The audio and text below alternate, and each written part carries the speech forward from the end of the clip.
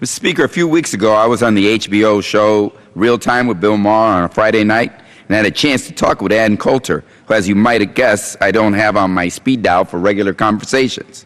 It was a couple of days after Donald Trump announced he was running for Republican nomination because he thought Mexican immigrants were criminals, drug dealers, and rapists. So when it was my turn, I told Mrs. Coulter, and by extension, Mr. Trump, that what they were saying about Mexican immigrants would serve as a voter registration machine to turbocharge voter registration in the Latino and immigrant community, all because of their particularly mean and, frankly, let's be honest, racist attacks on Mexican immigrants.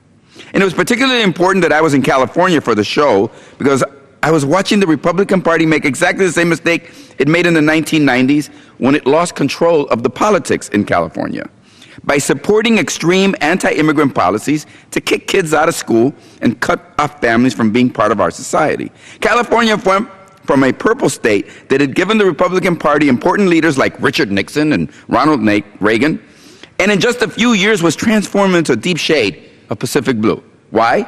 Because millions of immigrants became citizens, millions of immigrant citizens registered to vote, and millions of registered voters voted to punish the Republican Party for being mean, short-sighted, and for offering demagoguery, not real solutions to issues. Which brings me back to Mr. Trump, who is trying to be the standard bearer of the anti-immigrant wing of the Republican Party and trying to define the party as one that will fight against immigrants it sees as murderers, drug dealers, criminals, and rapists. Jan Brewer has endorsed Trump, and there he was this past weekend standing with Joe Arpaio in Arizona. Democrats could not paint a clearer picture if we tried. And just, you should understand that when Donald Trump said Mexican immigrants are criminals, what do I and other Puerto Ricans hear? I hear him saying all Puerto Ricans are criminals.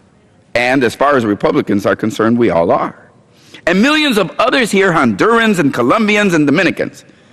And it is clear to all of us that what he is really saying is that all Latinos are suspect, whether we were born here or not.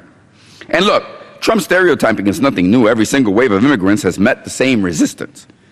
They say they are lazy, they are bringing crime and diseases, that they're not like us, and they're coming to kill our sons and rape our daughters. Whether you came to Chicago from Mexico a decade ago or from Mississippi in the 1950s to escape Jim Crow, you're the same thing. If you came to New York from Ireland or came from Sicily a century ago, it has always been the same thing. So I say that Latinos should do what the Irish and the Polish and the Italians did, become citizens and vote. To my constituents and anyone today that is offended by what Donald Trump stands for, I have a simple message. Hazte, Ciudadano. Become a citizen. There are more than 8.8 million immigrants who hold green cards and meet the residency requirements and are eligible to apply for citizenship today. That includes about 5 million Latinos who can apply to become citizens today. And Mr. Speaker, let me fill you in on a little secret. With fee waivers, up to 20% of all of those 8.8 million will pay absolutely nothing for their citizenship application. Becoming a citizen for free so you can make it clear that you're offended by Donald Trump, it's poetic and patriotic. Rather than renew your green card for $450, become a citizen for about $230 more. Or zero, if you're part of the 20%. Look, Mr. Speaker, almost all of the immigrants in this country are going to remain in this country until the day they die. Let's be honest. So for the millions who meet the requirements of citizenship, I say take the step.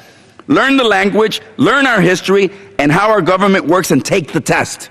Every time you see Trump's face on your show, on your TV, vow to learn a little more English or a few more history facts so you can take the citizenship test.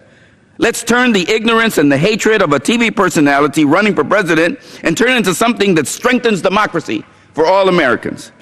And you know what? If millions of people naturalize, become citizens, and we add to that the million Latino citizens who this year will turn 18, plus all our allies in the African-American community, the LGBT voters and younger voters, environmental voters, women voters, Asian voters, union voters that are being pushed away by the Republican Party, all the people they don't want in their coalition constitute a majority of Americans. Together, we are the new American coalition that will dominate politics for decades to come. And together, we will create a stronger, more inclusive, and more egalitarian nation. Let's turn Trump's negative words into something positive. That's how you deal with bullies and bigots.